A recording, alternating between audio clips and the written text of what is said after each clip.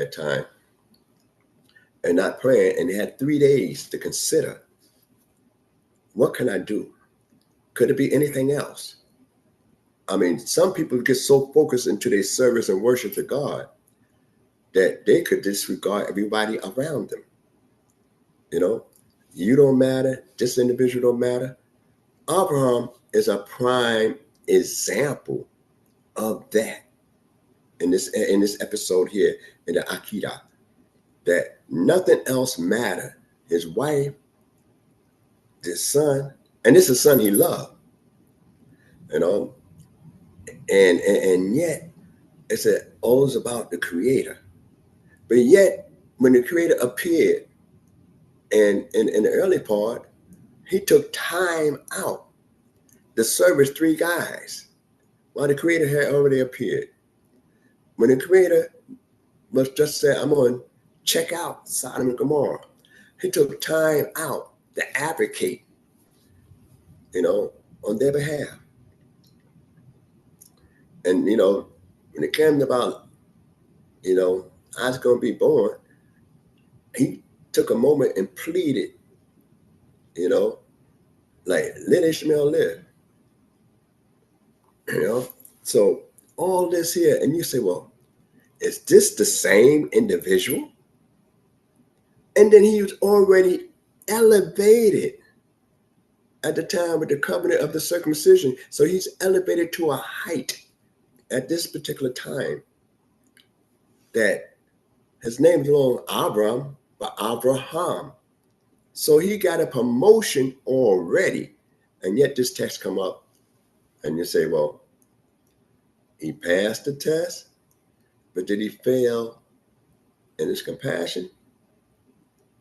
You know, that's something I leave to you to discuss, because the conversation and discussion going on for centuries about that particular matter, because it was seen that a man of that stature who God worked with, that's supposed to be so compassionate for people that's not so well, not so good, that he would say, I'm getting ready to start off.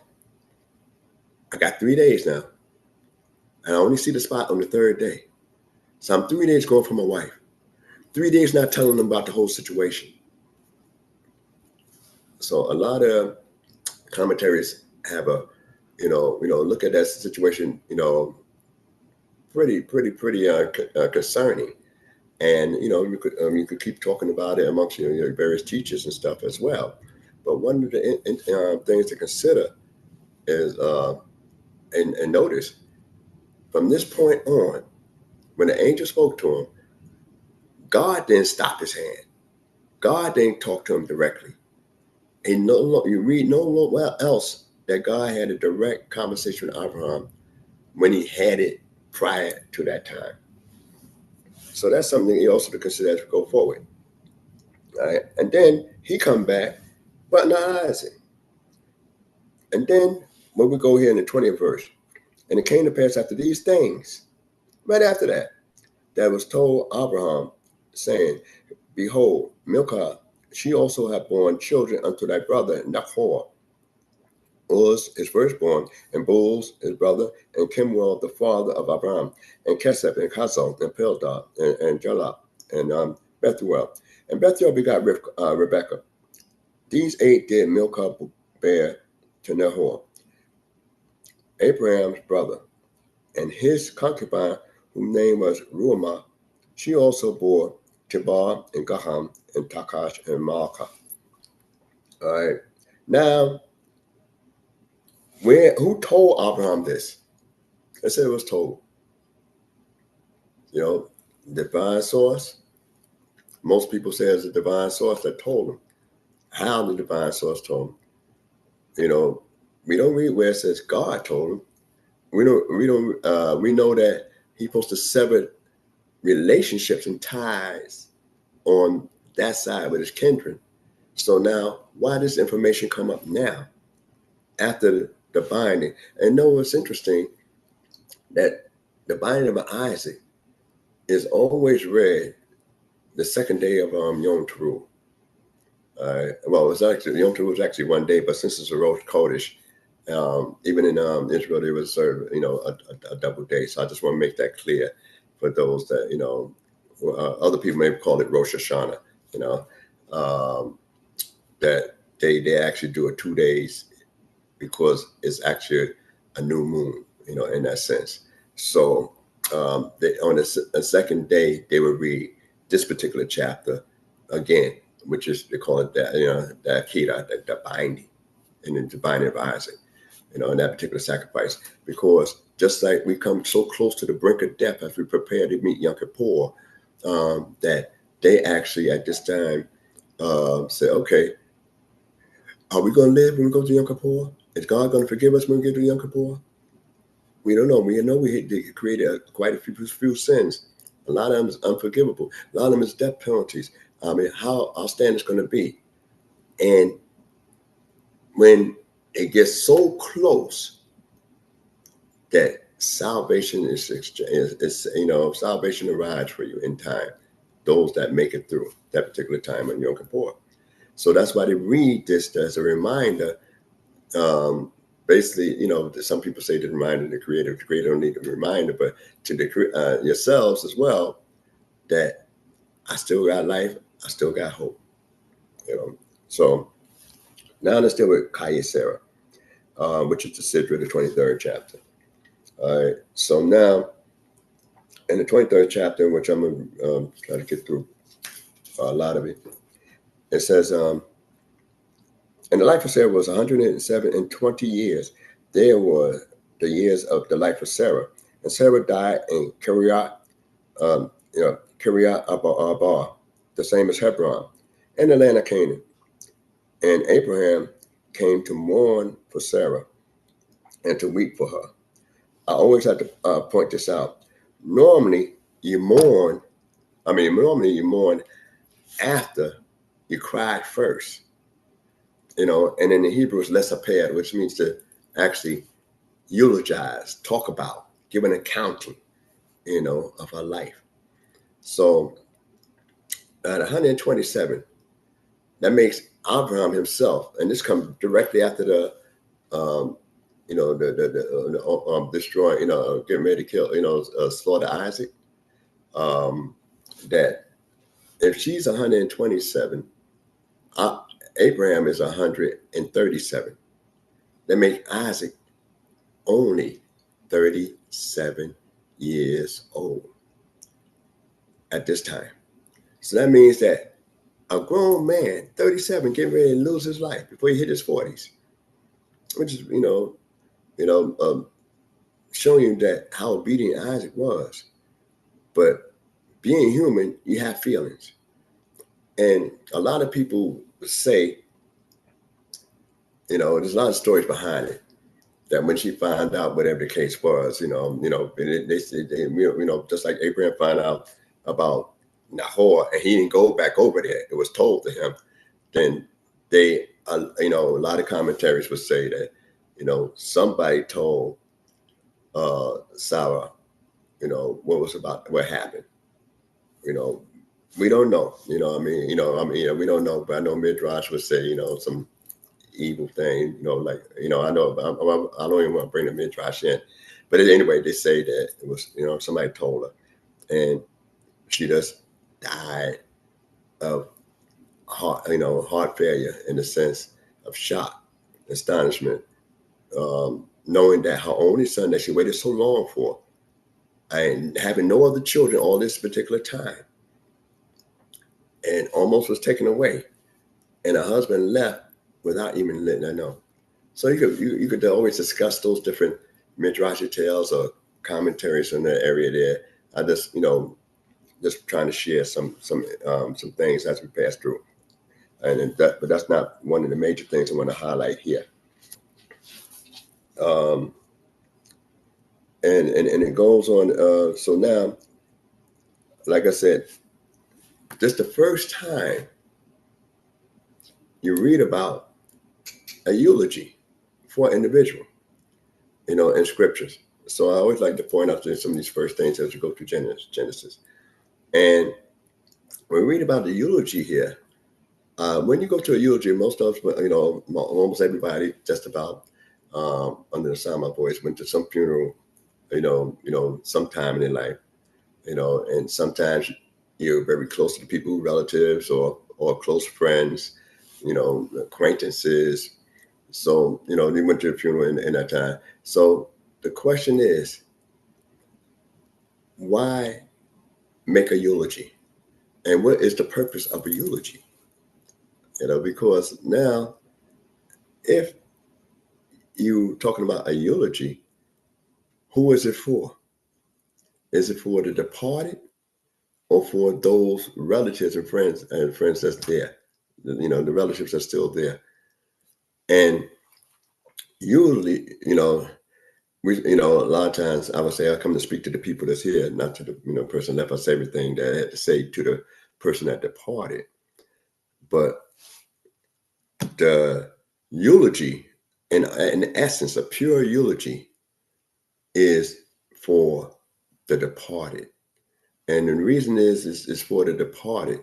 And when you talk about a eulogy, as opposed to just coming out and speaking to the people, the family members is there to reassure them, give them hope, give them inspiration to move forward, is that you're giving testimony. And that's if it's a good eulogy too, about the good things of an individual that had left, that they left a mark on. And so like I said, let's appear to the eulogizer speak about, but it also takes an accounting that this person made an impact in human society that going to live beyond his mortal remains. So normally, and it's a lot of different traditions concerning eulogies too. Usually, most people try traditions that eulogy should be short, not long. And the reason eulogy should be short is because people tend to exaggerate in eulogies. They blow it larger than life and everything like that. And so they usually try to keep it short. Surprisingly enough, around some Hasidic circles, they try to avoid the eulogy altogether because people tend to exaggerate, more so. And usually you're supposed to say something, you want to say something good. And if they have a eulogy, it'd be very, very brief. A lot of times when you go, amongst, my people, they usually say, all right, you got 2 minutes. Next thing you know, 10 minutes ago, you should have been stepping down, brother or sister. You should have been stepping down. We got 2 minutes to say what you got to say. So now you got 120 seconds. So how many words you get in 120 seconds? You can count to 120. You got 120 words if you count that way. But sometimes they say 2 minutes. But in any event, that's one of the things that this is the first time you read about a eulogy. And then he began to mourn. He kept the son he wanted and lost the love of his life.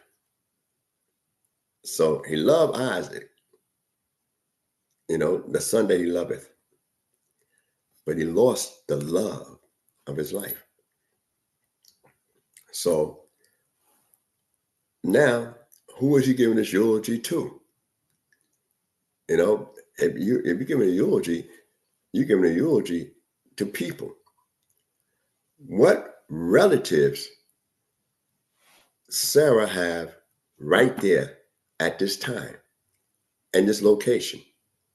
Being the only one she have is Abraham himself, which is her husband, and you got Isaac, and and it's always an issue whether he was at the funeral or not. So you could discuss that amongst yourselves. Did he make the funeral or not?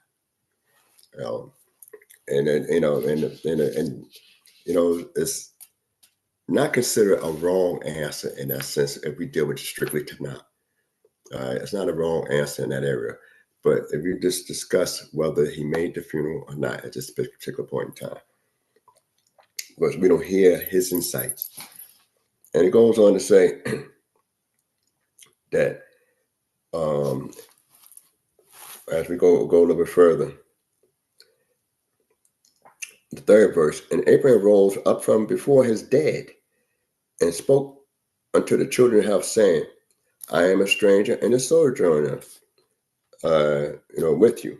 Give me a possession of a burial place with you, that I may bury my dead out of my sight. All right. So, and the children had answered Abraham, saying unto him, Hear us, my Lord, thou art a mighty prince amongst us. Nasik Elohim. All right. That's the first time we get the term of a Nasik, and it said a prince of God. And they recognize him as that and say, he's a great prince, a great leader amongst them.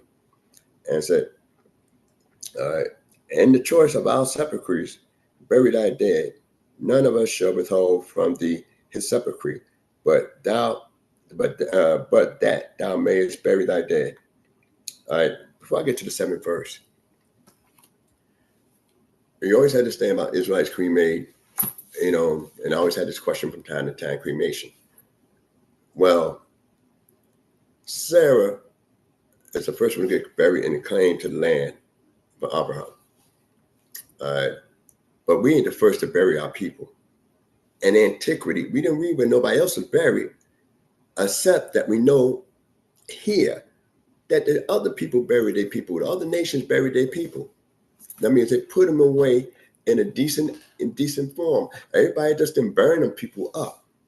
Everybody didn't just lead the people out like in Zoroaster religion, which is one of the ancient Persian religions, that they actually would lead the dead in like an open enclosure. The top be open so the vultures, carrions, and stuff like that, and maybe the jackals, whatever, could eat the body up. That's not the way we dispose of it there. And it's the place where he at. We're not the first to actually bury our dead. You read clearly that they had burials amongst themselves. That's why they say, we got our own grave sites. Choose one of our grave sites. Which one you want?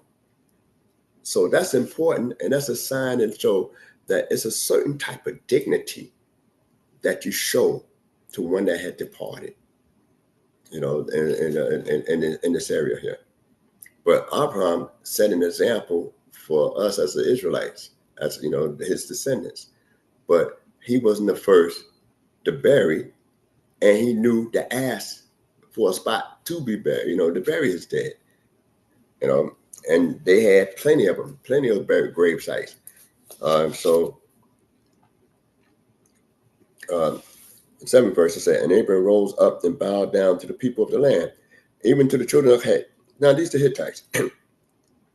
And he spoke unto them, saying, if it be your mind that I should bury my dead out of my sight, hear me and entreat for me to Ephron, the son of Zohar, Zohar, which is an interesting name, that he may give me the cave of Machpelah. So Ma'at, Machpelah, which means, the Pala itself, Kefel, Kefel, it means to be double. That's from the root of it. Which he hath, which is in the end of the field, for the full price, let him give it to me in the midst of you for a possession of a burying place.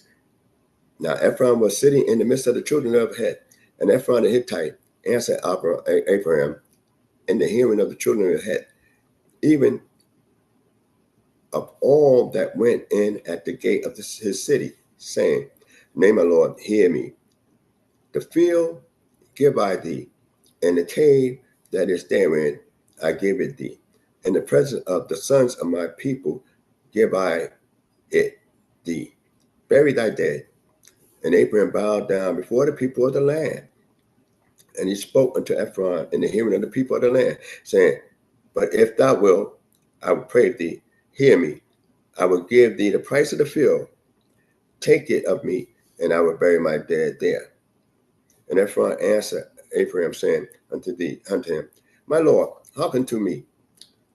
A piece of land worth 400 shekels of silver. What is that betwixt me and thee? Bury thee therefore thy dead. All right. And these are supposed to be one of his confederates. And Abraham and Abraham hearkened unto Ephron, and Abraham weighed to Ephron the silver which he had named in the hearing of the children of Het, 400 shekels of silver, current money with the merchants.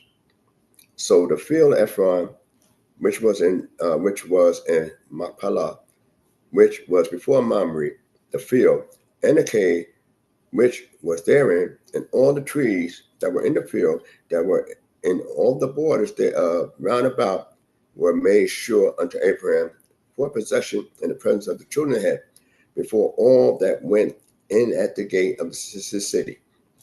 And after this, Abraham buried Sarah his wife in the cave of the field of Machpelah before Mamre, the same as Hebron in the land of Canaan. And the field and the cave that is therein were made sure unto Abraham for possession of a burying place by the children of Het. All right, so I just want to stop there for a moment. And I'm going to go touch on a little bit of the next. One of the things is this, when we look at this here particular area, is that he asks about a cave. And Ephron brings up the thing about a field. Then he said, what is worth? And he said, what's that between me and you? That's nothing between me and you. But then, if there's nothing between me and you, and I asked only for the cave, I didn't ask for the whole field, then Abraham said, okay, I see where this is going. You want to get rid of the field. Could I ask about the cave? Just a little spot, all right, in that field. So we're talking about 400 pieces of shekel. In ancient times, around the time, a seasoned worker would get 6 shekels, pieces of shekel of silver for one season. So how many seasons go into 100 shekels? If one worker gets 6 shekels for one season, so how many seasons go into 1 shekel? I mean, 100 shekels that you get out of a worker. So if you live that long, pretty much, to work that hard. So imagine the exorbitant price that our father Abraham had to pay for this. And he had the money already prepared. We already read, earlier that you find that Abraham, had this dream. I mean, not a dream, but he had the covenant with the Creator, and then when he went between the pieces, and God mentions 400, years, and then 4 generations about servitude, and then you read later on about this 400 shekels being paid for a permanent spot for the dead in the land. And then later on, you read about Esau coming to meet Jacob as he leaving from, Karam with 400 men. And, most certain studies, paralysis studies, they think about 400, as a mystical number. Basically, I'm just saying, I don't want you to just focus on that. I'm just saying, they use that as where the departed will enjoy 400 different pleasures, in life. The departed righteous could enjoy 400 different pleasures in a nutshell. And I said it like that so that you won't be focusing on that area too much. But it's interesting that it was just 400, which was absorbing him out, and he had it already laid out. And now we have the first person to have a permanent spot in the land, which is Imakawa. Sarah. Now, I'm aware of different, midrash concerning that particular cave and stuff like that, but I'm not going to share that in this particular portion here. But one of the things that I like to share, and I find, pretty interesting, is that if she's 127 and he's 137, then did he make certain funeral arrangements ahead of time? Do you think he knew they were going to live forever? So why he didn't try to buy anything ahead of time? And then, you could discuss this even further, amongst, your various teachers. But I'd like to also lay this out. And not only that, if he didn't have anybody to occupy the place on a permanent basis, because he's living now nomadic, because he's not becoming a city dweller, or, he said, I'm a stranger and a sojourner, not a permanent residence. So that's the difference. So now, if I'm not a permanent resident, I'm a stranger and a sojourner, then why is it, Lot, he's left as a shepherd, nomadic, and when he went to Sodom, and wound up being a citizen of Sodom. Abraham never became a citizen, but yet he wanted, have a plot of establishment there. And it was secured by the people who occupied the land, that property, which was the Hittites, which we had issues with. So the Hittites themselves, he brought a plot and secure, though he could say, God promised me this land, so I could take what I want to take. But he had to secure it, because now one of the things, even in various societies and throughout history, people destroy and vandalize graveyards. They vandalized graveyard. So he had to make that secure around there. And the thing is that he's not going to stay in Hebron all the time. But yet, and that cave, once you put your departed loved ones and human remains in a particular spot as a burial, most people of antiquity had respect for it, except in the time when we read about the curses later on in the prophecy, where when the invading armies, threw the bones out, and in the sun, all the people that was idol worshipers and stuff like that, which I don't want to go too far into that, but threw them out the graves so they could dig into the graves and camp in there to make siege against the cities, the children of Israel. But anyway, most people had great respect for a graveyard, great respect for it. And so the thing is that Abraham, knowing he's going to get older, but the thing is that if I buy it now, would it be really secure? Nobody's in there. But when somebody's there, a woman that's respected, a woman that was charismatic, and he being respected individual amongst them particular people, and they say, no, this Abraham's plot, then that itself let you know that, and he said, all the trees there, because that means people couldn't be cutting down timber and lumber to do or build anything, or, or the fruits, if it was fruit trees on it, which I doubt might have been, but anyway, if it was, fruit trees on it, it was, everything was secure for that area there, because it became a sacred, sepulchre for Mother Sarah. So now I'm going to go into the 24th just a little bit. And it says, and Abraham was old, well stricken in years. And the Lord had blessed Abraham in all things. Now, which is really interesting when we get to the 24th, because we talk about Chayei Sarah, and we also have a sigil called YAH, and and he lived, talking about Yaakov. It's always about a person leaving. So when we just left the scene of Chayei Sarah and talking about the life of Sarah, then what was her real life is the legacy that Abraham began to speak about. Saying, look, her life is based on the legacy. of what she did and what she was to me and other people. So we don't read what was the items and what Abraham actually talked about concerning Mother Sarah, but we do read in the beginning of his journey that they entered the Canaan land with all the souls they gotten. So she was a true partner in his life.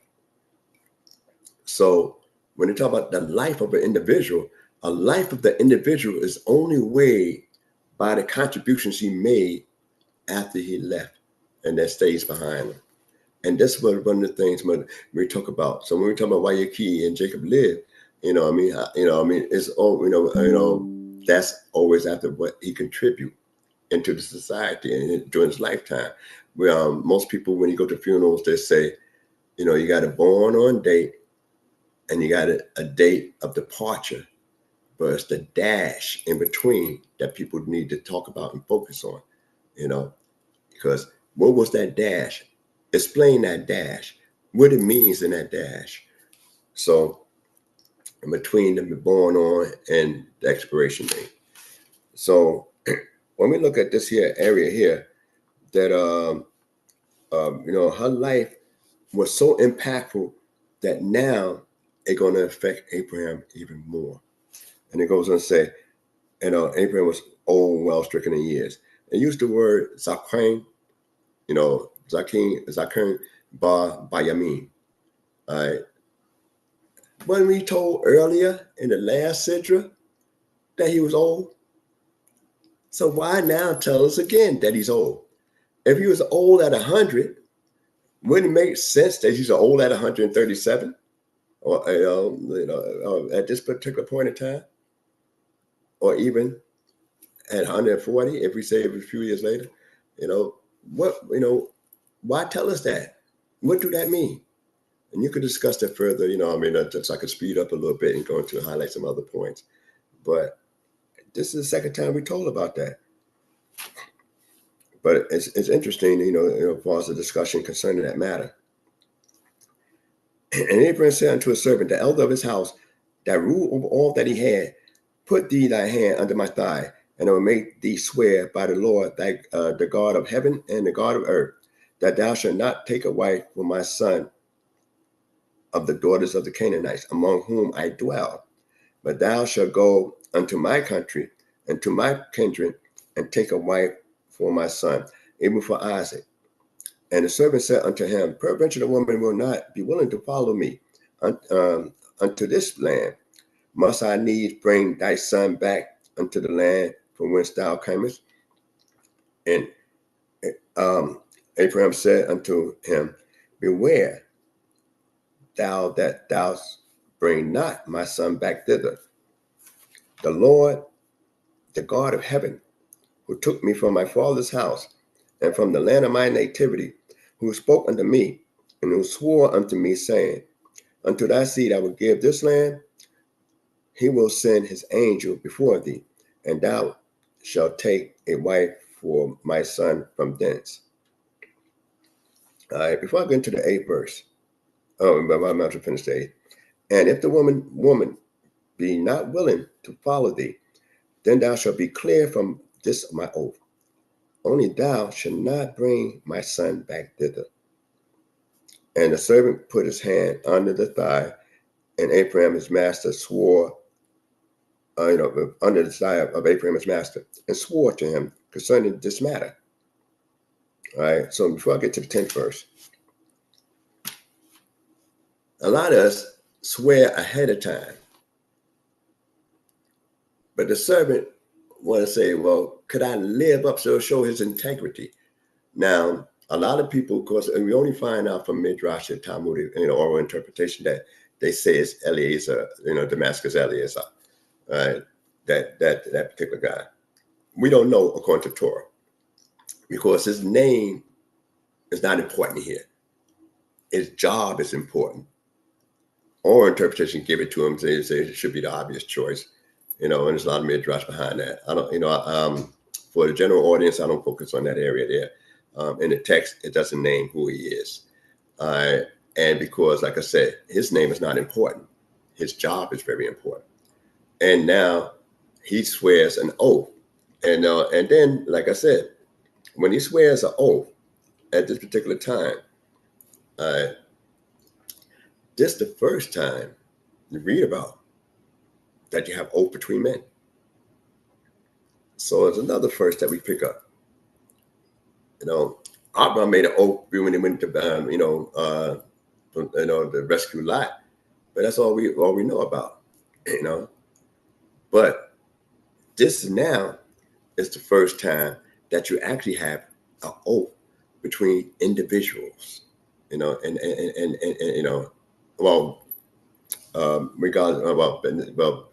Besides Abimelech, excuse me, just back that up a little bit. I'm almost, forgot about Abimelech, with when he returned Sarah, and they made a treaty there.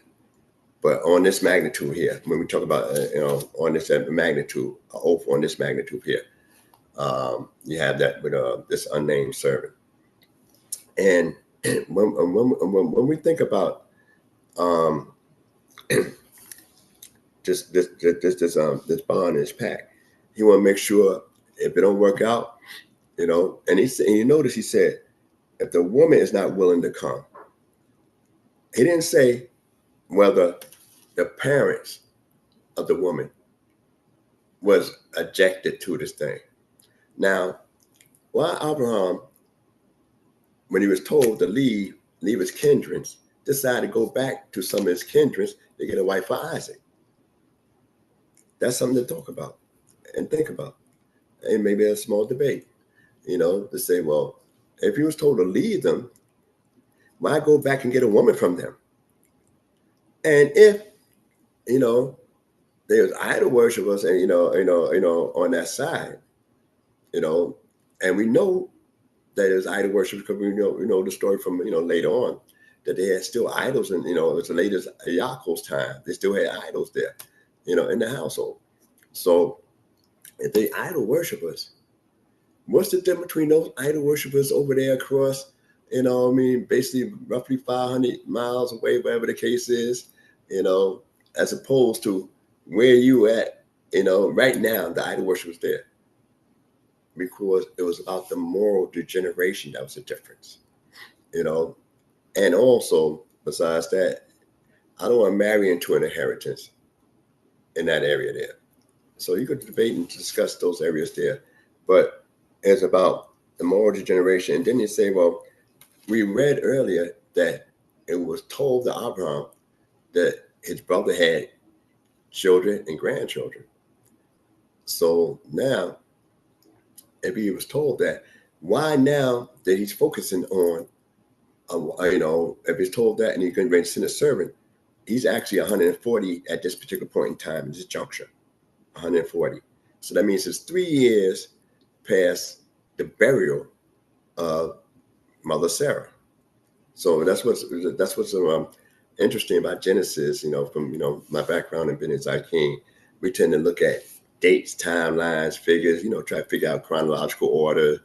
So, and when you look at that, you get a more in-depth view of a lot of stuff, So we figure it's 3 years now that he decided to say, oh, I need to get a wife for Isaac. Now, what Isaac doing for those 3 years? How's the relationship going for those 3 years? His mother is gone. Father almost killed him. And how I'm carrying on? What my future look like? What is my future? So these are some of the things to think about in this area there. I'm just going to go a little bit further in this here, and then I'm going to stop and pick it up for next time. So as we go further in the 10th verse, it says, and the servant took 10 camels of the camels of his master and departed, having all goodly things of his master in his hand. And he arose and went to Aram Naharaim, unto the city of Nahor. And he made the camels to kneel down without the city by the well of water at the time of evening. the time that women go out to draw water. And he said, O Lord, the God of my master, Abraham, send me, I pray thee, good speed this day, and show kindness unto my master, Abraham.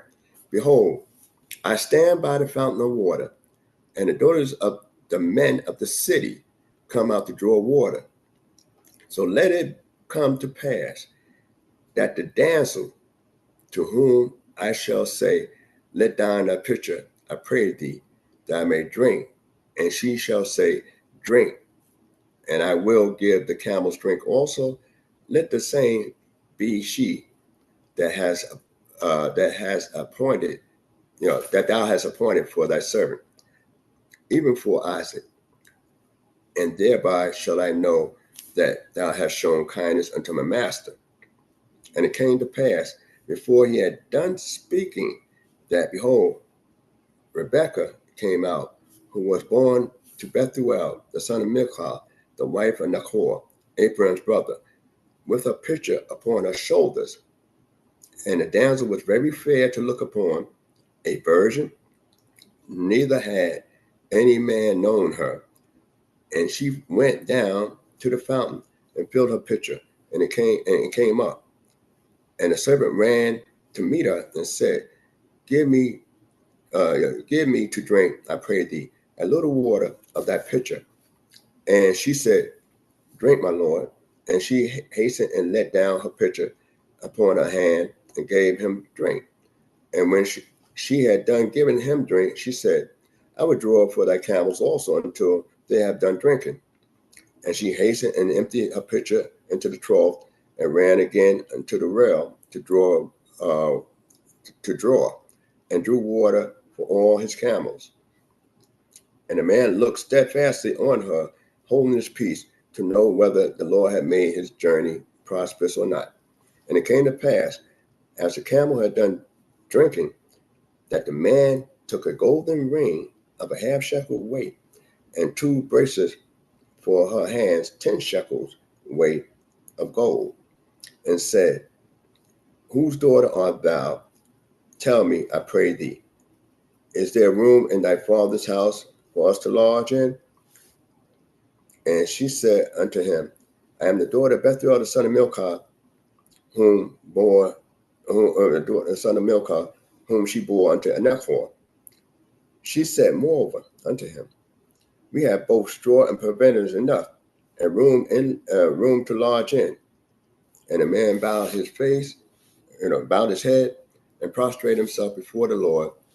And he said, blessed be the Lord, the God of my master Abraham, who have not forsaken his mercy and his truth towards my master. As for me, the Lord had led me in the way to the house of my master's brethren. All right.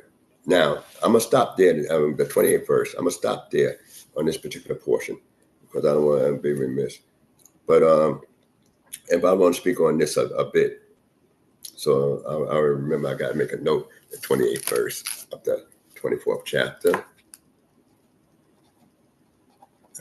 So, wrong pen. So, 28th verse,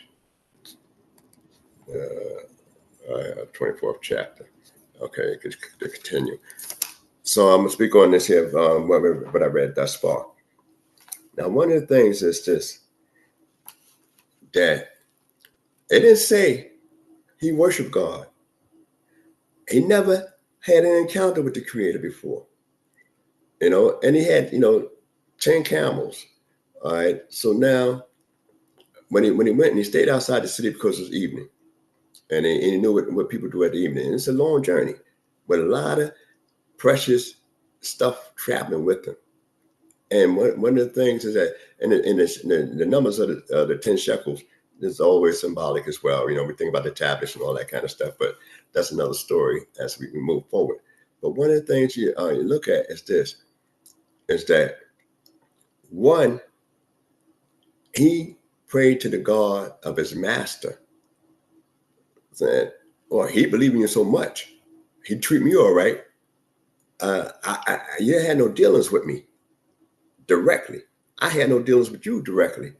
I just believe in what he said. Sometimes people will follow a particular program because they like you. Even in relationships, sometimes a woman might say, okay, I like you, so I do what you do for a while. I'm only in this here because of you. I'm not in it, because I believe in that doctrine and all that stuff. But I respect and like you as an individual. But for whatever reasons, sometimes relationships come like that, and it's really a rough relationships when they do like that. Do follow through like that. But Abraham himself, servant, this unnamed servant, he prayed to the God of his master, saying, look, whatever doctrine I had in the past, this man is good, he's famous, and that's one of the things he was promised, not just riches, because we was talking about riches, how Abraham was rich and blessed. But you could be rich, but there's a lot of wealthy people, and have all the kind of finances and stuff like that going on, but nobody know you. Abraham was blessed not only to be rich, but to be well known throughout his neighborhood and beyond. So he had a reputation. And that was one of the promises from the very beginning, that he would be known as he goes through the neighborhood. And most people don't get known. Most people just remain anonymous. That's why you can have so many anonymous donors and stuff like that there in different organizations. So that's one of the things that we can look at in this area here. And then he trusted and said, look here, you doing this for Abraham. You ain't doing, you're doing this for him, not so much for me, So even though my job, I'm sent on this mission, the mission is not for me, but it's for my master. And then Abraham just say, go to one of his family's house, and he's leave it up for chance. And he bring out a qualification. Abraham never said that this got to be the qualifications. If Abraham would have said, after sending him on such a long journey, all back to his country, that she got to be able to do this, she got to be able to do that, and etc., then A to the B to Z and all that kind of stuff, that'd have been a difficult task now. Anybody say, well, you need to send somebody else out because I don't think I'm going to get back here anytime soon. But he came up with this because Abraham just said, somebody from the family. Why didn't he just say, name Rebecca, since that's the only female we read about so far in that family? That was been available for Isaac to marry. Why didn't he just name her? But he just said, get a wife from one of his family, from one of his people. So that was like, all right, I don't know the woman's name. I don't even know what she looked like.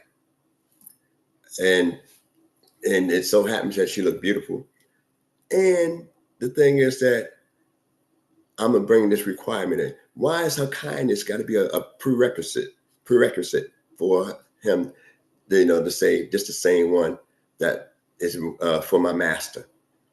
Why worry about her kindness? Is it more to it than just kindness? She could be kind, but could she be devout? Because now she's gonna be the mistress of the house, and being the mistress of the house, if she's kind to a stranger, she definitely will be kind to her servants. It's like the Eshekayoli you talk about in the Proverbs 31. So he came up with the requirements that she should be that way. And then an empty camel, it'd be empty. It's 25 gallons. And you got 10 of them. That's 250 gallons of water. If they all on E, not counting the men that drink. And so that's a lot of work. And then one more thing I'd like to bring on before I go, which I will visit next period, and on this particular portion, is that when you look at all that, he's the first one that says, well, as we say, Baruch Hashem, bless the name of the Creator. First one, but his name is not mentioned, so they give it all the credit to Yisro, who used that same phrase. And that's the next person you read about. They use that Baruch, Yohei Wahe, so he the first one to ever use it, this unnamed servant. And the next one to use the Baruch, Yohei Wahe was Jethro, Moses' father-in-law. So you figure these outside folks. You didn't read where, Abraham ever used that type of phrase, And Melchizedek just says, "Blessed be the Lord, blessed be the Most High Lord and Most High God." El Elyon. So this is something and marvel, and that's one of the things about Genesis. Why we say you never graduate Genesis. All you do is you might drop out. Graduate the Tanakh period. You might drop out, but you constantly grow within your ideology. When you outgrow your ideology, it's no longer applicable to your life. It's like a fairy tale. All right. So this is some of the things that we could ponder, and I will come back to some of the stuff again next week as we get ready to go into Toledot, in that particular sidra.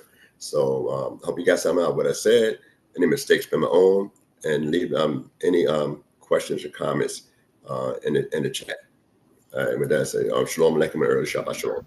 Hallelujah. Torah about Nasik. Thank you all for tuning in. Praying that the Creator of heaven and earth will bless each and every one of you. Don't forget to like the video, press down on that like button, subscribe to the channel, and hit that notification bell so that next time we upload a video, you'll be notified. May everyone have a blessed sleep, and may the Most High God, Creator of heaven and earth, bless us all. Shalom, shalom, family. Hallelujah. Hallelujah. Let's get knowledge, wisdom, understanding. We'll do our standing. All praises to the Most High, His laws and commandments. The CHOKMAH BINAH here to push it through your speakers. Judgment, truth, and love should be coming from the leaders. Yeah, knowledge, wisdom, understanding. We'll do our standing. All praises to the Most High, His laws and commandments. The CHOKMAH BINAH here to push it through your speakers. Judgment, truth, and love should be